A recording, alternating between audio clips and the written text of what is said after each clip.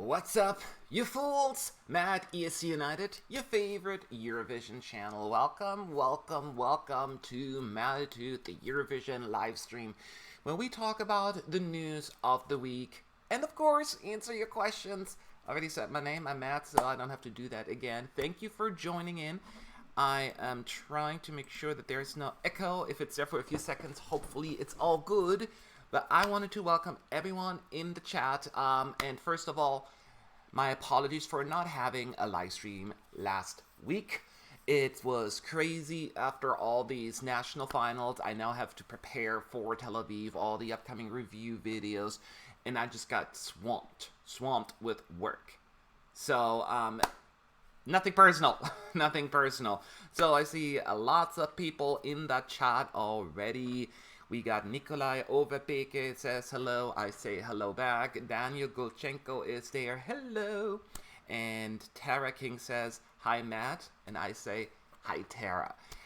Thank you for everyone for joining. So much to talk about. I'm hoping you are enjoying the calm before the storm. You know, after the national final season, everything just seemed to go so fast. Boom, boom, boom. 28 national finals in one day.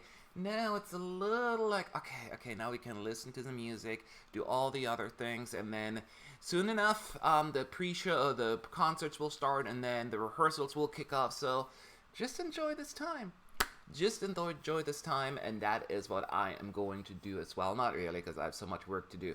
In case you are not aware, if you happen to be in Amsterdam for a Eurovision in concert, I will be there. So if you have a chance, please say hi. I'll be out and about there. I will be interviewing the artists, of course, but I will be at the concert as well, because you gotta, right? You gotta. I will also be at the London Eurovision party the week later. If you're there for that, once again, say hi. Otherwise, you know, just make sure to follow us, because I will have plenty of videos, live streams throughout that process, and I hope you will be there. So, let's delve right into it. We have about an hour or so, if we need that long, you know, not that much has happened. So, I see some questions coming in already. So first, I am just going to talk about the, can we call it the elephant in the room? Let's talk about this. I will not spend too much time on it, or at least I don't intend to do that. But it is what it is. So in case you are not aware, and I got, so what happened was yesterday, well, it was my yesterday. Everyone else was asleep. This was only the few times where I was still awake when it happened. A very popular YouTuber, Eurovision YouTuber called Jake's Face React, right? He is a very nice, genuine gentleman, and always just very relatable. He posted a video. He posted a video talking about him being paid, or not him being paid, him being offered, I'm not gonna curse, a lot of money to do not just one video, but several videos for a specific artist to react positively towards them. Apparently they were going as far as doing online research, whether pay Google or Facebook, or just have their own ways to get someone's personal phone number that is not out there for everyone just to easily grab. So they went to a certain length to get a hold of him in a way that it's not just through email or a tweet or anything like that. Something that's a little more difficult to trace, I guess. So he he declined that offer, and he said he was very vocal about his that thing, right? And then, of course, he made a video about it saying, this is what happened to me. Have you heard of that? Has that happened to anybody else? Yada, yada, yada, right? And as you can imagine, that was, when I saw that, like one of my partner peers, you know, was like, did you see this? And I'm like, see what?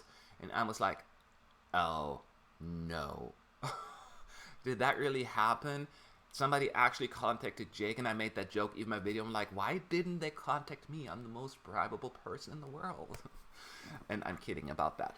But no, so basically, I never heard from anyone about that, but I wanted to at least show my support for Jake, because I knew the moment he would post it that people would question him and saying he's a liar to get just views for, you know, his own sake. And I don't know what to say.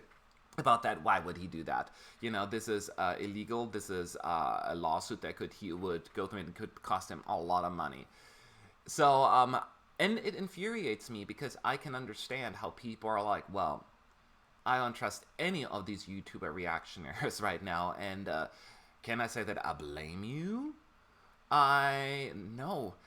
Chess Choice is asking, do you have any idea what country that was about? We all have our suspicions, but I'm not going to throw names out there only because I'm not going to add or contribute to the madness that's going on right now online. You can say I did the video in support and out of frustration because yes, you watch the videos and I try to be as authentic and real as possible. Sometimes it nips me in the butt as well, especially with the Netherlands video where people accuse me of fake crime. So I don't even like doing reaction videos that much, to be honest, because for the obvious reasons. So I just wanted to come forward and say, hey, Jake, this sucks that it happens to you. And he was clearly shook by it. He was upset. And I just, my advice to him was, please, let the EBU know. Now, whether or not this is something that can be criminally charged, probably not. I don't necessarily see any criminality from a indictment perspective, right? So I don't think the law could put something down. But there are other implications that could definitely, I would think, be against the rules within the EBU book of rules. And if it's not in there yet, it needs to be added. So that is one of the things we definitely want to point out. In addition to that, that's something else that's very important. As a YouTuber, you are required to advise your viewers that this video is sponsored. So, for instance, I'm working with some people in Tel Aviv right now. Nothing paid, by the way, just like a relationship to promote their stuff, and they promote my stuff, and I put that in my video, but that is then considered like a sponsored video, right? And I have to click a box when I post a video whether or not this is a sponsored link, and I also have to either note it in the video or in the description box that this is a sponsored video. If you take money to make a video and you don't share that with YouTube or your viewers, that's against the rules and can lead to termination of your YouTube channel. So those are the things people are not even aware of. So this is definitely something to be cognizant of.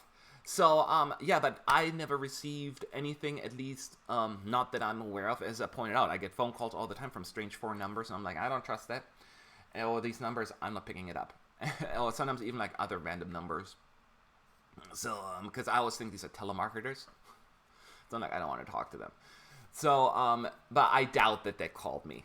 The point is that this was an awkward situation, and some people don't believe him.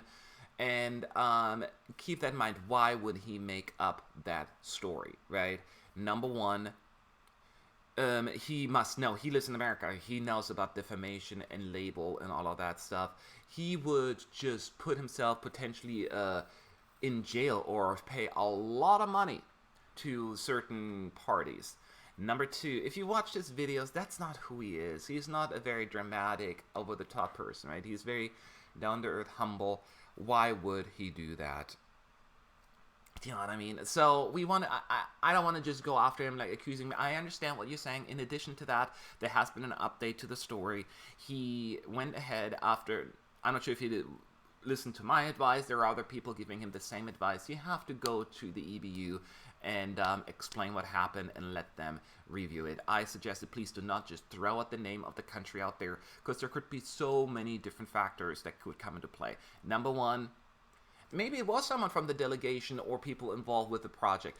Maybe it wasn't. Maybe it was a third party that they have no control over.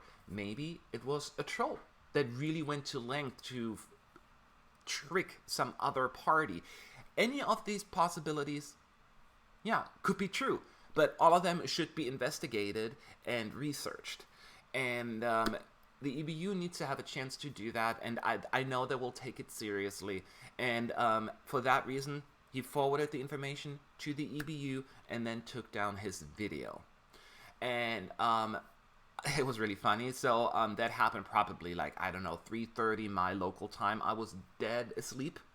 And around 4:30, our fire alarms went off for like sporadically for like 2 hours in our place here. So I couldn't sleep for like 2 hours. So I saw what happened. I'm like, you know what?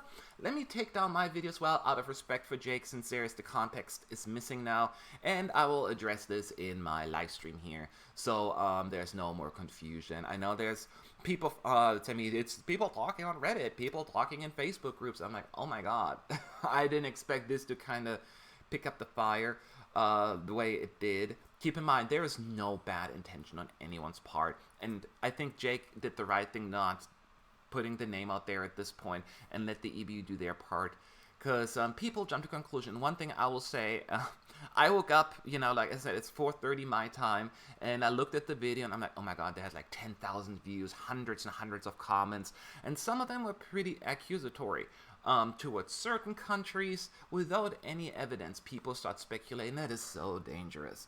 That is so dangerous. I saw probably a dozen different countries being thrown out there for multiple reasons, and I'm like, this is not really helping. I don't know if this is really helping matters, and I know that Jake had no bad intention here. The way it took off, of course, it's unfortunate. I don't think it was anything. So, I just wanted to put out there, the video, I removed it voluntarily out of respect for, Jake, and since the context was no longer there, it would be kind of weird as a standalone piece. But that is what happened, and it still sucks, right? Because assuming this is true, and I have no reason to believe why this isn't true, makes you think, like, okay, who was paid, and who is dishonest about it? If you take the money, again, I don't know if there's anything illegal about it per se. I'm not sure if the EBU will appreciate it, but I don't think there's anything the law can do. But you're supposed to actually let your viewers know. And if you don't, then you are definitely breaking YouTube's rules. Because that is a sponsored video. That is a sponsored video.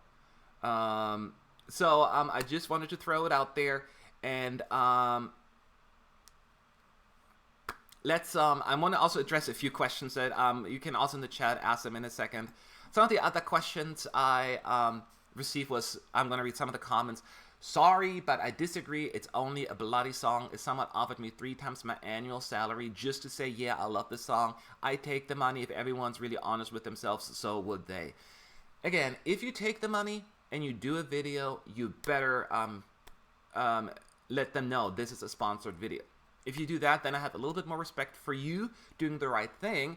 Yes, then people think, well, then I no longer look authentic. Well, you do either take the money and play by the rules, or don't do it. So whether or not you would be tempted to take it, I've never been offered that much money for a video. I've never been offered any money for a video, for that matter. If someone were to say, hey, I'll give you this kind of money to do this kind of video, I would definitely let everyone know, hey, this is a sponsored video, as you're supposed to. So I just wanted to throw that out there. Other question was, what I don't understand is why any YouTuber or viewers be so choked about that and made of this a big scene. It's obvious that the possibility of some or even a lot of reaction videos and top lists videos are paid. Can you be that naive? Yes, I can be that naive, but hear me out.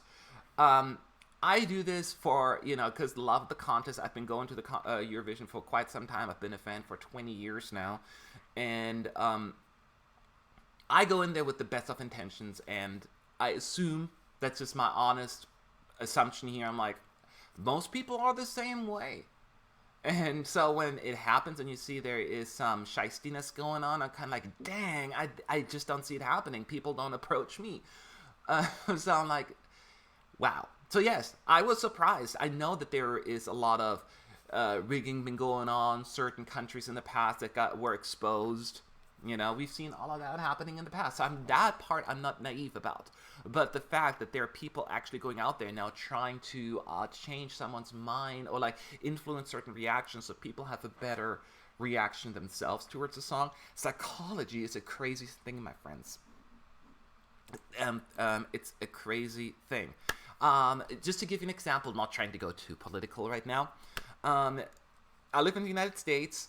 We have a president called Trump.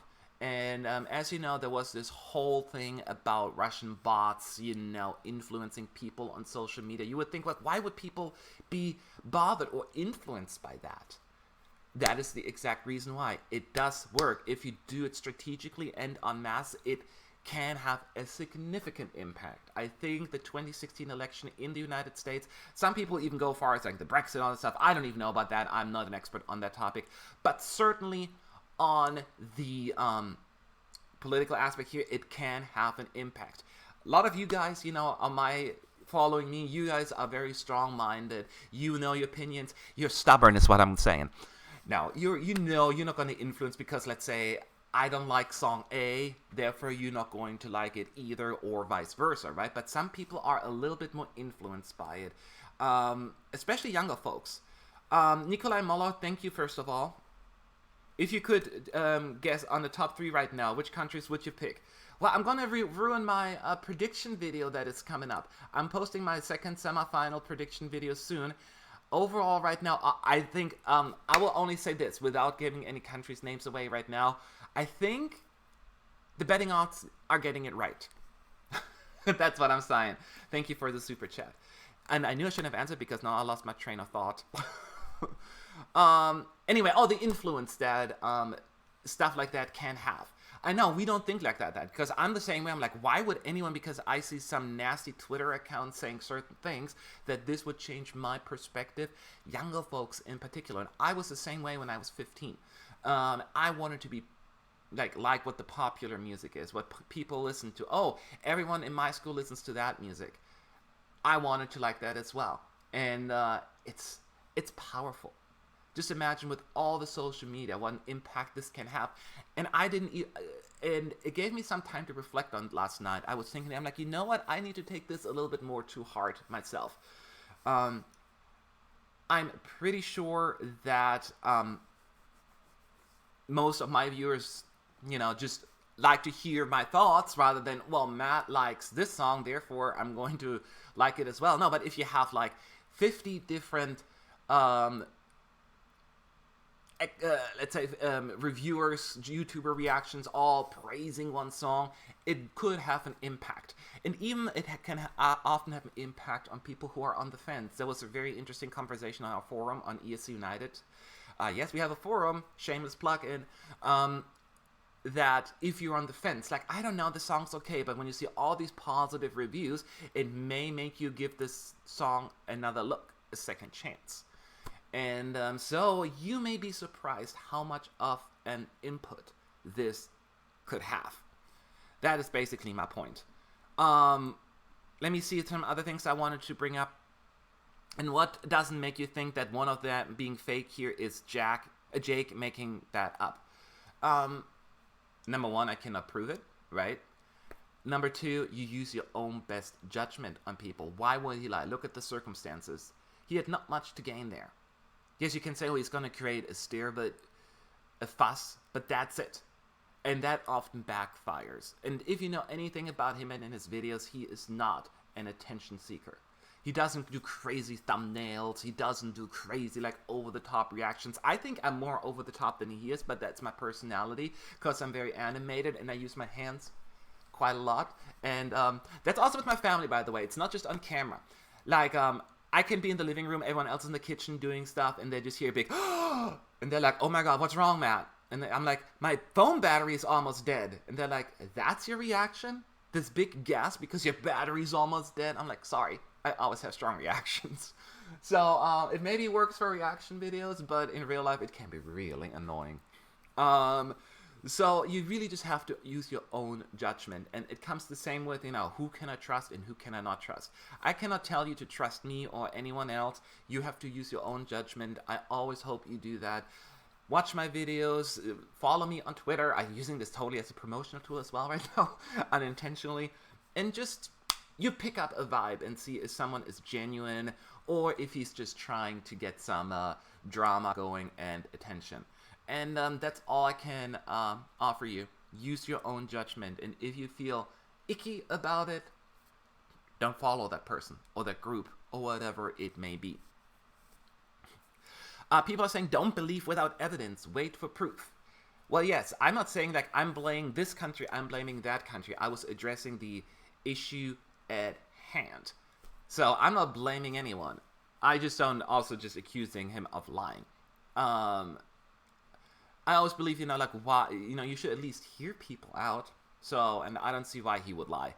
Um, and one thing people need to stop blaming countries, as I said, and now people will throw Azerbaijan, Russia, Malta, Israel, Albania. I don't know what other names I saw. So many different countries' names. We do not know, and it's not helping matters if we just keep speculating. And understand, just making a video saying this happened to me, but I'm not saying who, certainly can lead to that. But I think it's really good that it was thrown out there so the EBU and everyone else involved can do their due diligence and research it. And let's wait for it. The outcome. Hopefully there will be some communication or at least some actions. We can see. So this is just, I wanted to address that real quick. You can also ask me if I want to move past this. I said my piece, and we'll wait and see what's going to happen. If you have any questions about that, please at ESC United. At ESC United, and I'll answer them. The last thing I wanted to address about the people saying, well, people, it's all about money, right? Keep in mind, people like me, I passed up on promotions at work or do another side job so I can do the Eurovision channel. So there is, and I don't make money off of this per se, like a big profit or anything, because I live in California.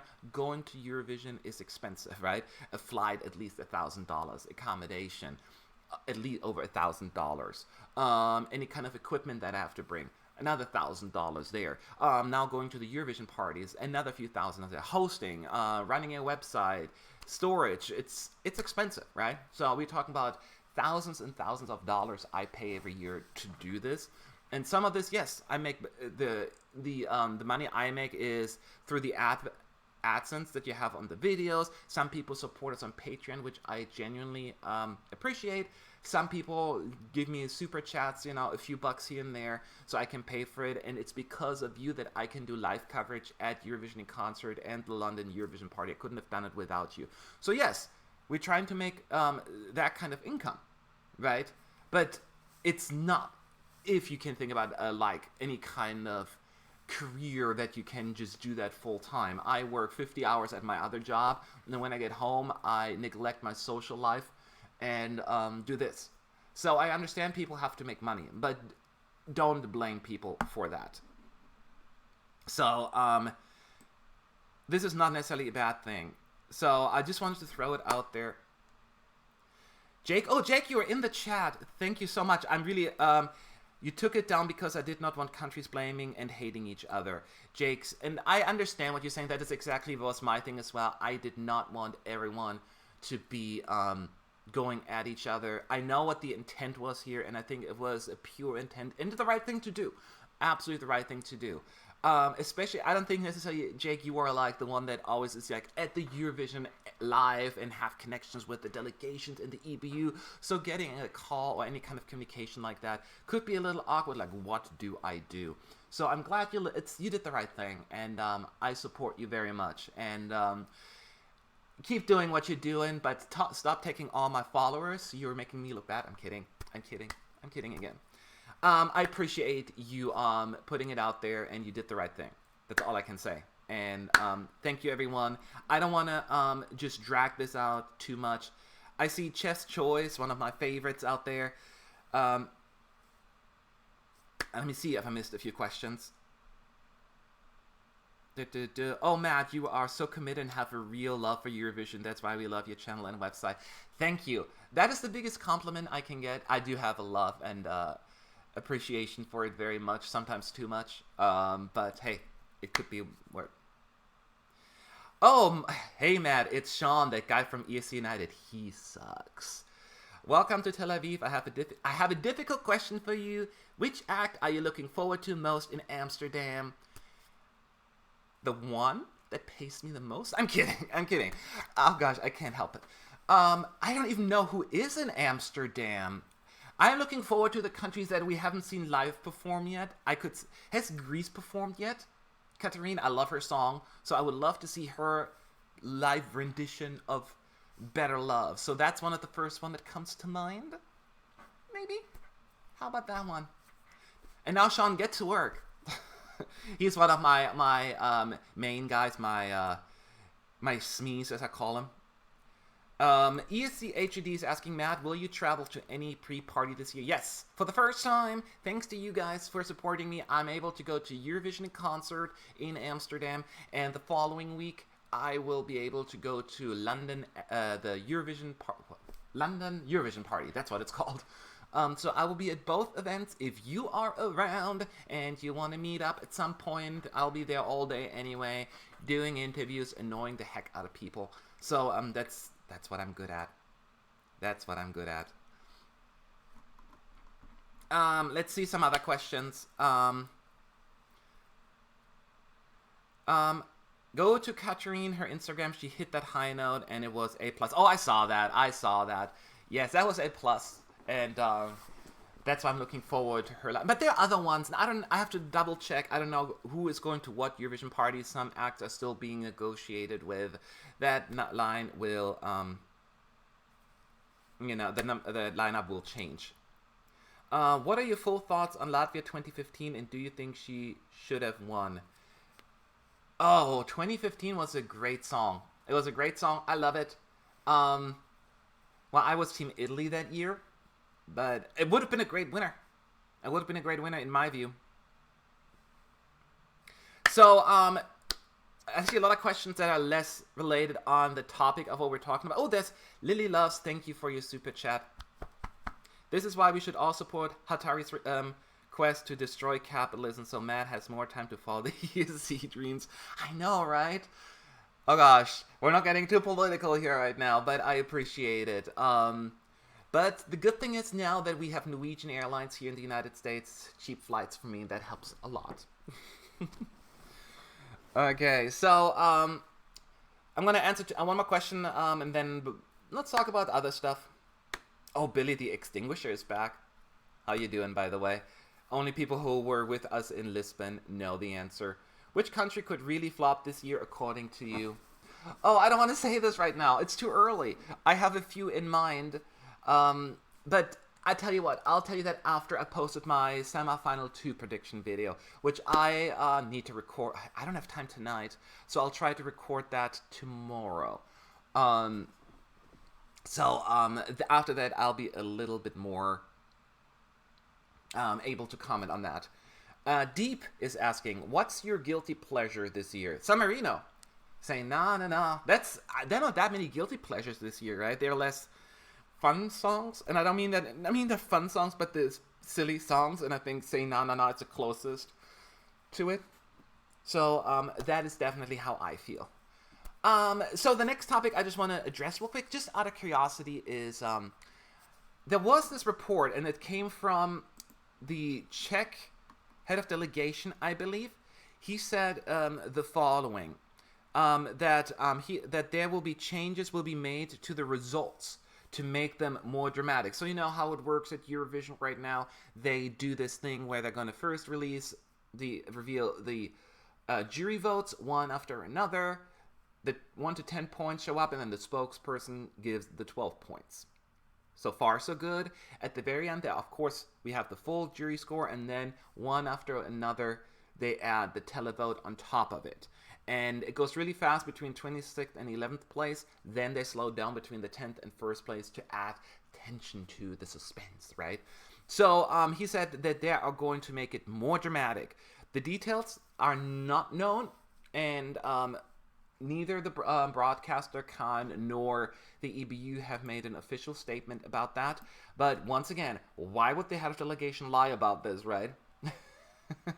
So that was also another thing that I'm trying to set down, like, what could it be? How could they make the voting more exciting? Honestly, I mean, they changed the voting in 2016. We all know that, to make it more exciting. And I think it's pretty nerve-wracking. Like, the last 3 years, I was at the edge of my seat. I don't know if they need to make it more nerve-wracking. So maybe they're going to slow down with the 26th to first place. You know, because it was like 2 points go to Australia, 5 points go to Germany, 16 points go to Sweden. They go really, really fast and then slow down, so it's hard to follow, keep track of it. So maybe they're going to slow that down to give us a little bit more like, ooh, what's going on? Let's not breeze through them. That would be one possibility. Another one could be that they really just going down individual countries, like they're not even giving us the jury results and the televote results. Maybe they're just starting at the bottom. Okay, the country in 26th place with a combined result of 41 points, blah, blah, blah, right? Maybe they're going that way so that each song individually will be eliminated. I wouldn't like that at all. I want to have our 12 points thing. This is so Eurovision. It is epic. Don't get rid of that. So I am trying to figure out what else they could do to make it more exciting and suspenseful if needed, without losing the spirit of the Eurovision results. I would love to hear from you as well if you have any thoughts at ESC United in the chat. So I have no idea what else there could be done. Stephen Candle is saying, could they have the spokespeople also announce who won the televote in their country? That is an interesting theory there. Could it be? But how would they do that? Like with that, first of all, 12 points from the televote, from the jury vote goes to Finland, and our 12 points from the televote goes to Norway. Are they going to do that one after, like, back to back, or do they come back at a later point? So I don't know how that logistically would really work, and it would add more time, but I don't know if it would add suspense. Do you know what I mean? But this is a good theory. It's a good theory, but I don't know exactly what that could be. How would you, Olivia MacArthur, hi Olivia by the way, how would you feel if they make it more dramatic by bringing up the top 5 countries on stage for the top 5 announcement? I don't know. I don't like that. And here's why. It really feels like America's Got Talent, right? Where they have all the acts and then one goes out. I don't like that at all. Let's not make a copycat of these shows. I understand the thought of it, but also they're in the green room, then they have to make their way all the way to the stage. And it's really not, I don't know, it's basically just like whether they're on stage or at the table in the green room with the cameras on them. I don't necessarily think it's going to make a huge difference from a suspense perspective. I don't know. So, but these are all good theories, and I'm not saying it's impossible. I think they would have bars raising with points. I'm not sure what you mean. Like they have like a bar at the side of the screen that goes up with the points. I don't know how that would work. Interesting concept. Again, I'm just trying to visualize it, how this would make it more suspenseful. I think it is very suspenseful. Now you may be saying, well, once you know, let's say the United Kingdom is in 22nd place with the juries, you know they're not going to win. Maybe they're trying to get away from that, to make it feel like any country still has the possibility to win. That is the thing I can think of them trying to get accomplished. But how? I don't know. I don't know how they want to do that. But this is just something I want to throw out there. It's just a very interesting concept. I don't know after 3 years that they have to change it again. I think the system is working very well, and it is very suspenseful. Even like last year, 2 years ago by now, Salvador, who won both the jury vote and the televote by a significant margin. So it was, you could call that a landslide victory. It was still nerve-wracking until the very last set of votes. So I think we're good. I don't think we need to change, but we'll find out what is going to happen. But there's of course something immediately I'm like, what is going on? Billy the Extinguisher. Oh man, I miss Billy so much. Having the top 5 on stage would be a disaster. Remember how Christian Costa felt after his second place in 2017? Imagine having 4 of the people on stage with cameras on them. Yeah, it is. I don't like that either. You have to practice your Oscar clap, as I always call it, like the Meryl Streep clap when she doesn't win the Oscar, and the Oscar goes to Emma Stone. You're like, good for her. So happy. Yes. Woo! woo! And internally you're just like, screw you. So let's not go down that route. Let's not go down that route. That's all I'm saying. Now I don't know why I talk like that. So yes, Ekilon is saying, what if they announce the televote results in order of the jury results? You mean like they flip it around? Instead of just doing the jury votes individually, they're going to do the televote individually? I was thinking about that a couple of years ago, and I think it would actually be counterproductive, because what we get the jury results first, and then like last year, the televoters overruled the juries with Israel, right? And people like they had the power. Look, we overruled them, yes. While the other way around, if the juries have the final say, it feels as they have the power. Do you know what I mean? So I think psychologically it makes more sense to have the televoters go second. Absolutely. So, yeah, these are some very interesting questions. So what else can we talk about? A lot of people ask me about the betting odds, and I'm not an expert on betting odds, and they are, sometimes they're right, sometimes they're not right. Last year, Cyprus was not that, Cyprus was never low last year. Eleni, she was like in 12th, 13th place, I don't remember. Not like a top contender for victory. After her first rehearsal is when things really start shifting. Right now, they're just sitting there pretty in the spot that they are in right now. Maybe go up one spot or not. And people freak out immediately. One big freak out was when Switzerland and Sweden swapped spots, right? Switzerland went from 4th to 3rd, Sweden to 3rd and 4th. I'm like, oh my god, can you believe it? Can Switzerland win now? I'm like, they flipped one spot in the betting odds without knowing the staging and the live performance. So it's a little bit much to me, but looking at the betting odds just from a song mass appeal perspective, I can see where these are a little bit more, actually pretty accurate. Netherlands, Russia, Sweden, Italy in particular, Switzerland to a certain extent as well, they definitely have a mass appeal, and I would think that they would be the ones to beat. You can make the case for Cyprus. Some people are saying Iceland could be the dark horse. I mean, they're in 7th place in the betting odds. It's not that low. I think it's a little bit too polarizing to go all the way to the top. But hey, I'm not counting them out. Who else is in the top 10 right now? Malta is climbing a lot.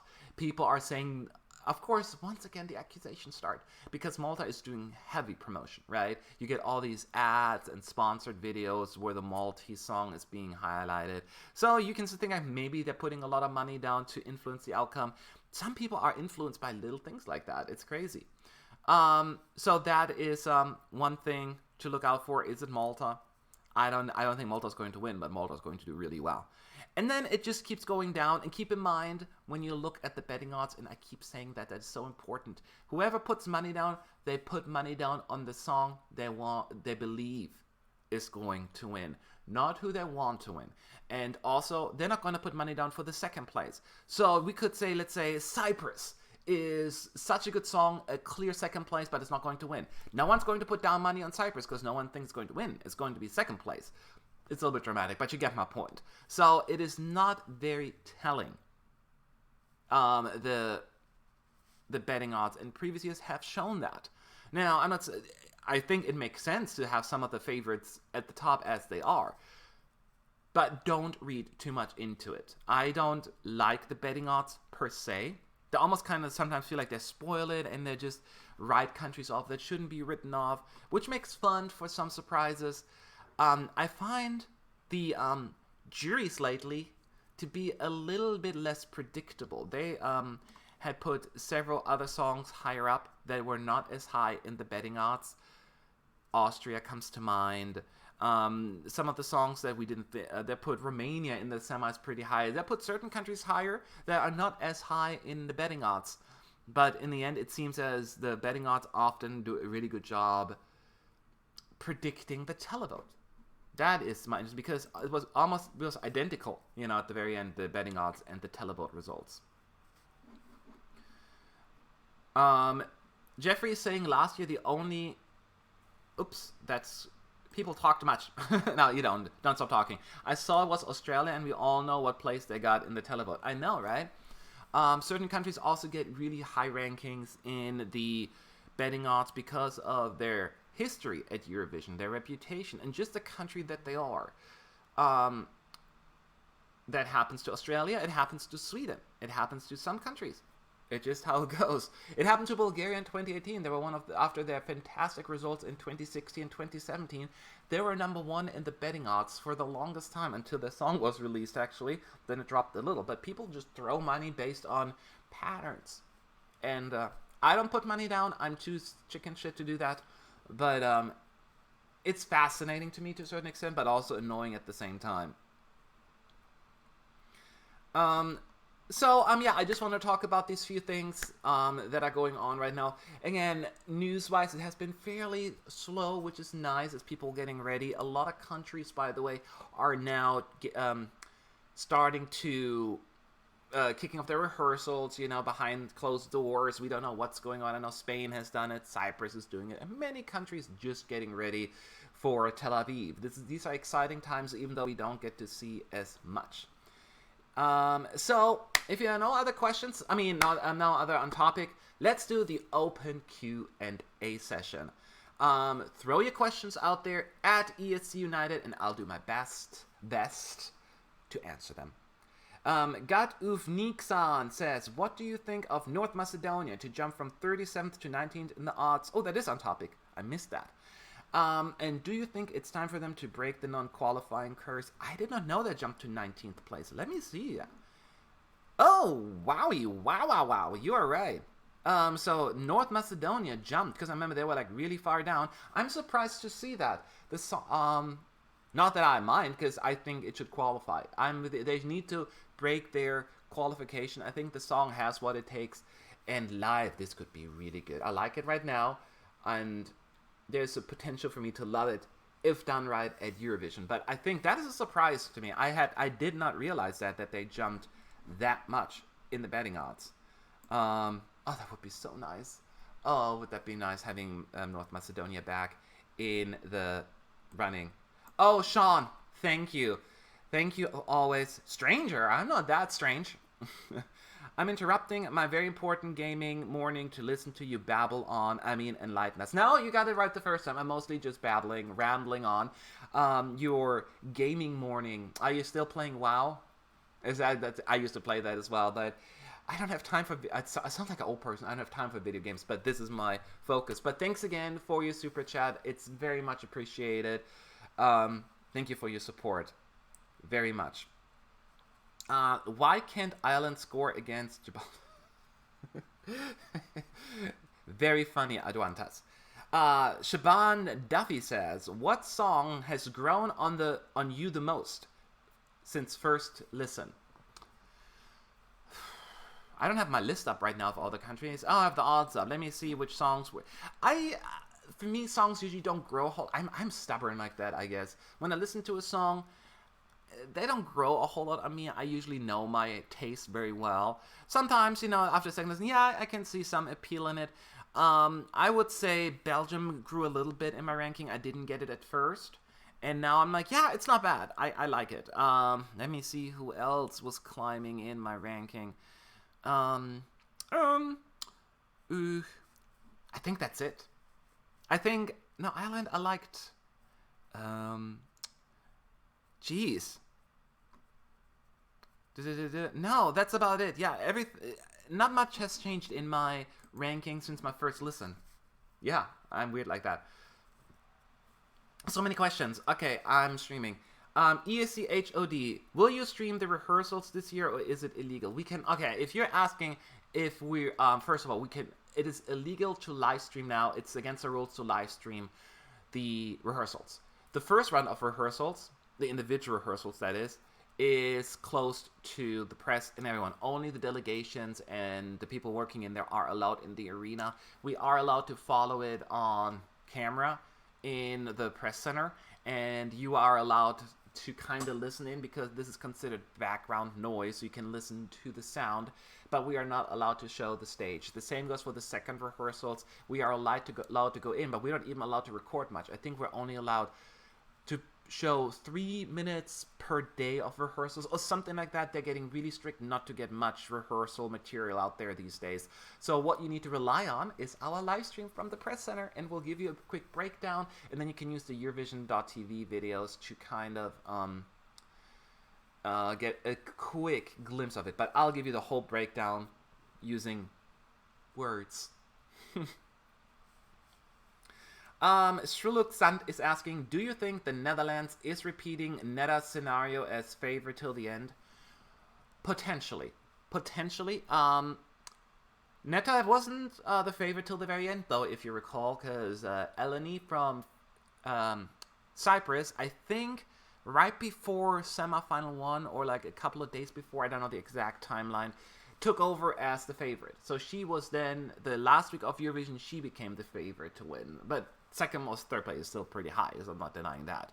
So as far as Netherlands is concerned, I think they'll stay on top of the betting odds until rehearsals. And then it comes down what they're going to bring to the table. This is a little bit of a question mark for me. So I'm wishing them the best of luck because I love the song. So we have to wait and see. Excuse me, I have a dry mouth. I didn't bring any water. Does Mikko Hall is saying, does Tel Aviv have political problems? I always confused about the security in Israel. The Israel political situation, I've been into that before. Of course, there are political stuff going on in Israel, but it hopefully doesn't affect Eurovision too much.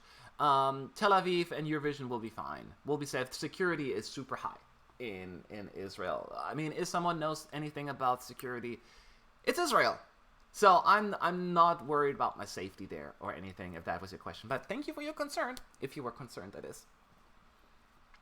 The only respectful change that the EBU must make is this dynamic. By the way, juries and televoting, juries 40% and televoting 60%. I don't know. I think 50-50 to me sounds about right, because I think both systems are flawed in their own way, and they cancel each other's flaws out very well. And I need that. That is my opinion, at least. What makes Portugal's song so much more polarizing than, let's say, Iceland or Poland's? Now, I would say that Iceland and Portugal are equally polarizing. I think that's a fair thing to say.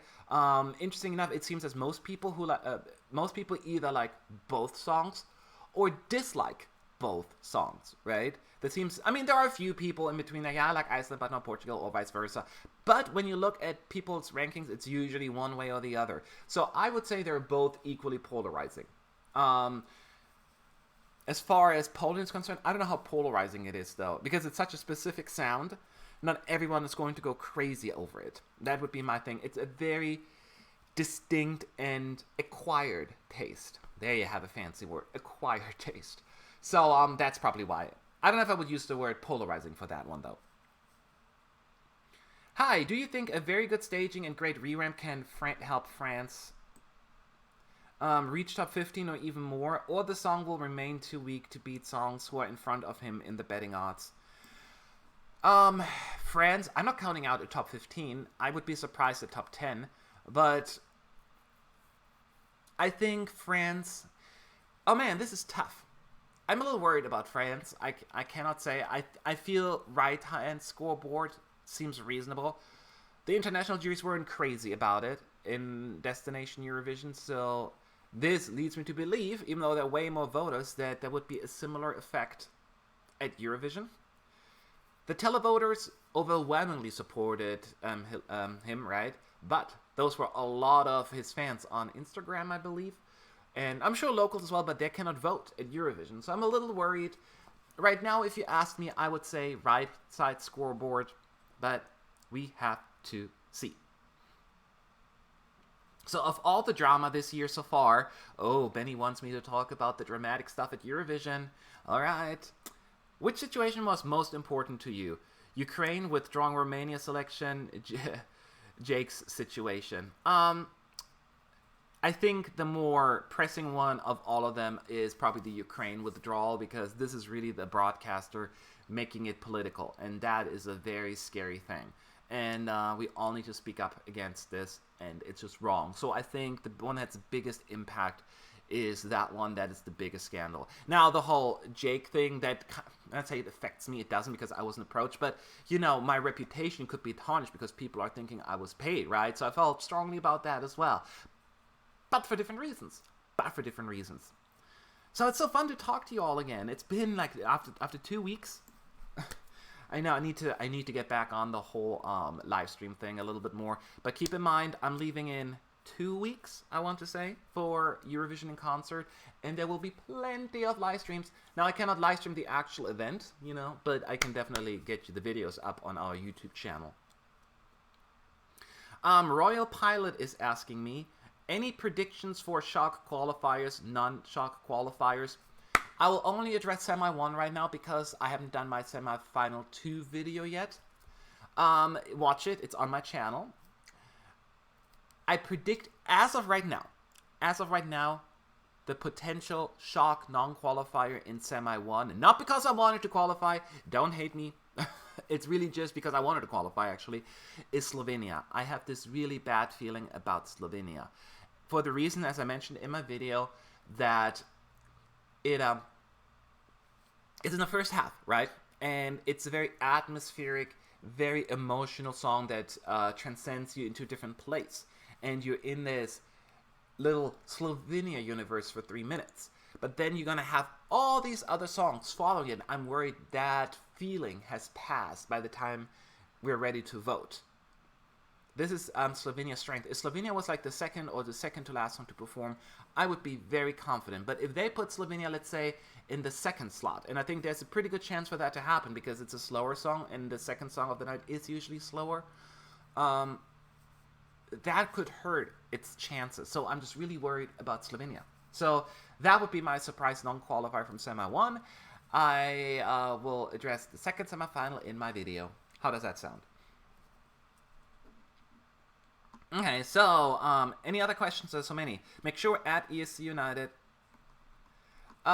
Is there someone you are most excited to interview this year? I mean, I remember enjoying a whole lot interviewing Sergei Lazarev from Russia. He was really, really fun. I remember, you need to check out my interview with him. I asked him because he had this, during his promo tour, he passed out, like from exhaustion on stage. And I asked him, you know, this is really exhausting doing all this promo work, and you're not the first one that happened to him. What do you do? You know, what can you do to just make sure you have some time just to relax and make sure to focus on your health? And he's like, wow, I have a lot of sex. I'm like, oh, okay. That was the first time I probably stumbled. I'm like, I don't know what to say to this. I love that response because it was so funny. So I hope he's going to have a funny response like that as well. I'm also looking forward to John Lundvik from Sweden. I'm just gravitating towards his charismatic, likable persona. Like, he's smiling, he's so genuine, he's so happy, and such a likable guy. I really want to talk to him. So I'm really excited about that. And I'm excited about Australia. Kate Heidke Miller. We are friends on Twitter. We follow each other, and she loved my reaction video, and I think she's just fabulous. She is fabulous, and I cannot wait for her either. Oh, and Greece, of course, as well. So there's so many people I would love to talk about. Barcelona 12. By the way, assuming you are from Barcelona, I was just there last year on my way to Lisbon for a few days. In which city do you live in the USA? Los Angeles? Yeah, I live in Los Angeles County, so I live south of Los Angeles. So yes, it's only 11:25 in the morning here, and I have to jump off in 5 minutes because I got stuff to do. So in the meantime, I'll answer a few more questions since, you know, I missed last week. I'll try to be back next week. What's your opinion about Roger Water asking Conan Osiris to boycott Eurovision? I don't know who the Roger Water dude is, and I do not approve of any boycotts. That is my official statement. I do not endorse boycotts of Eurovision. But I don't know who he is. So Yuri101 is asking, are we now seeing a lot more opera in Eurovision? Do you think it'll ever win? By the way, I'm obsessed with opera, and Estonia was robbed last year. Estonia should have been higher. Absolutely, I agree with that. I think it can win. It was very interesting to me because, you know, the juries prevented an opera song from winning in 2015, but then in 2016 they ranked it. In 2018, last year, they ranked Estonia higher than the televoters. So I think it can happen. It just needs to be the right mix. And keep in mind, every year the juries consist of different people. It's not like the same people vote. So, yes, I do believe it can, and it will happen. When? I don't know. Now, as far as, like, is everyone's going to opera? No, I mean, opera is a popular style, so having one or two opera songs every year is not outrageous. You know what I mean? People think, well, there can only be one opera song, and if you do it again, it's a copycat. Opera has been around for much longer than pop music. Let me just put that out there. So people always think, like, well, opera, you know, they're trying to copy it. No. It's its own style. We just don't get it as much at Eurovision.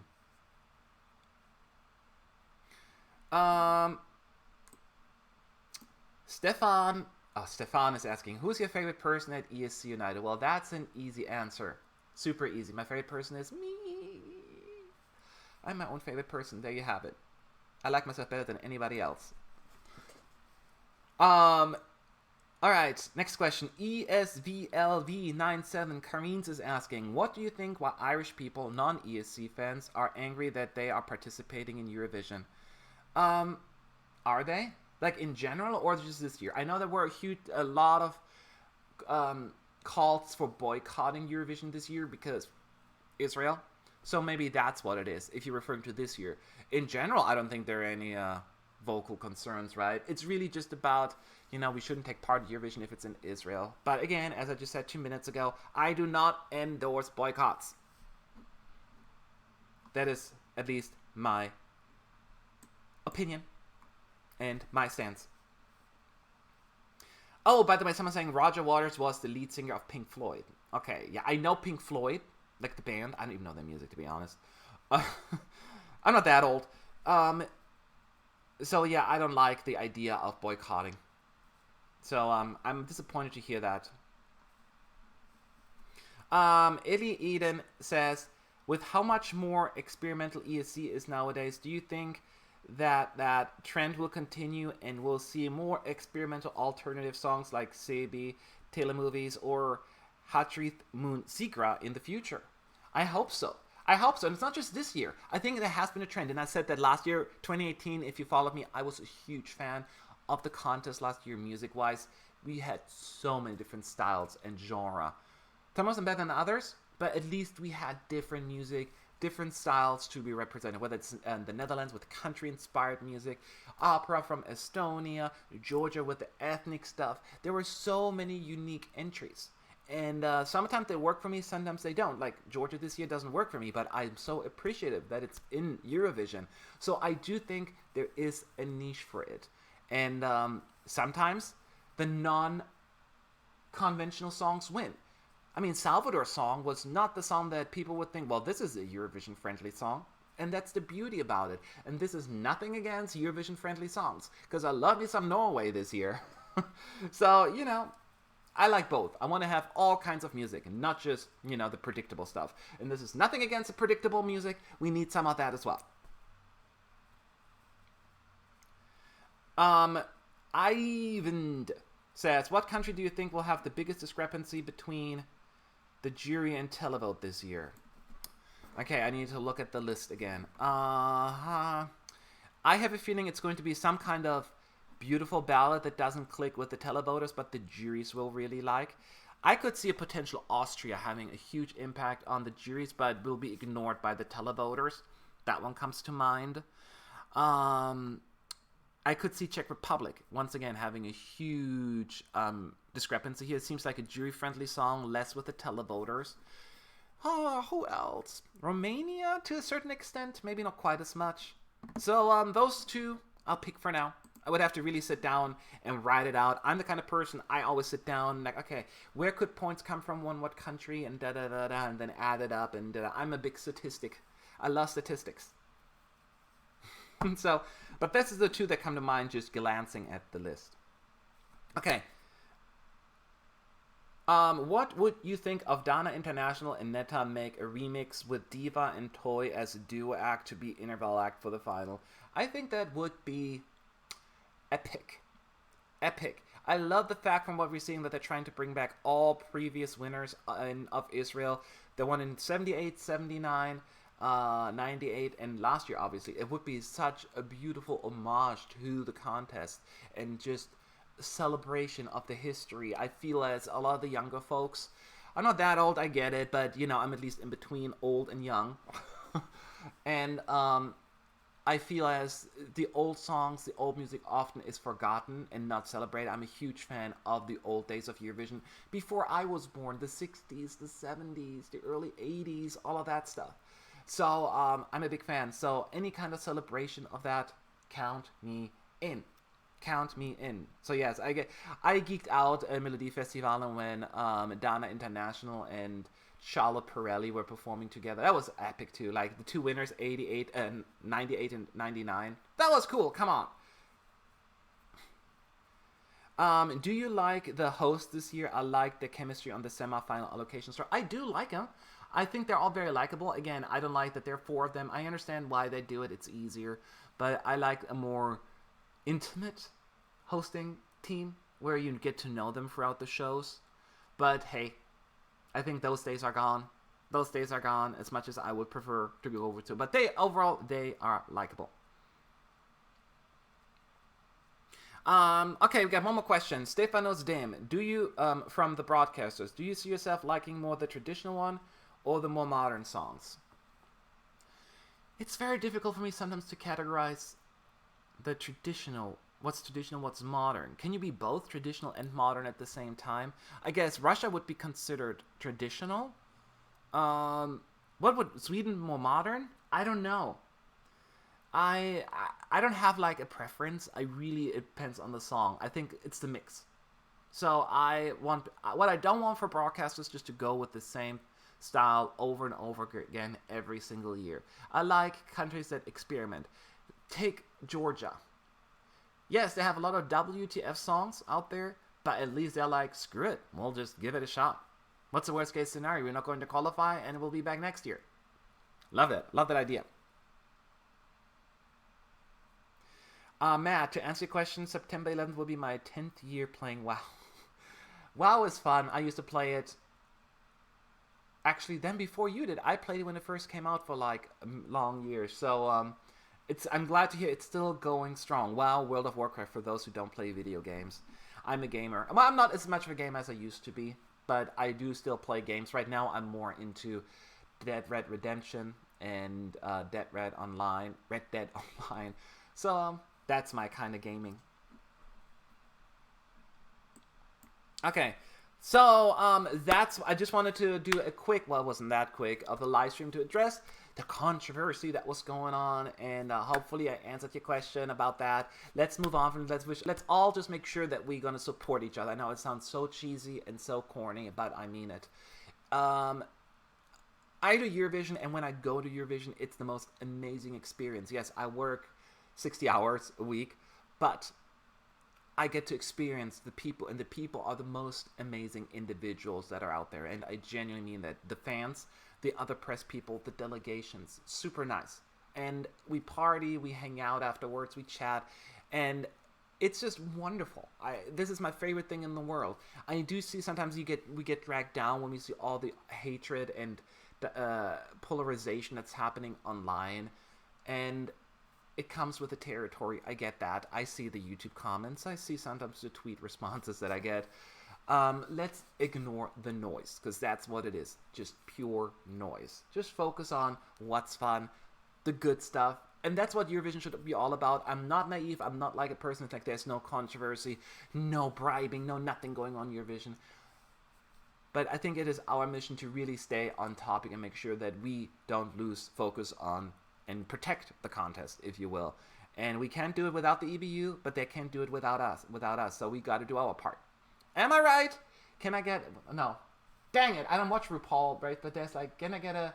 What does she say again? Amen in here? That's what it was. Can I get an amen in here? That's from RuPaul. I wasn't spontaneous enough. I had to think about it. Therefore, I ruined the joke. Anyway, here is the end of the video, I guess. Thank you again for watching. I will be back next week for sure, and I will be posting more videos. My prediction video for the Semi 2. There will be all these expert panels, reviews that are coming up. So this is only the beginning, my friends.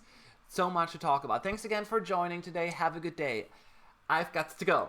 Bye-bye.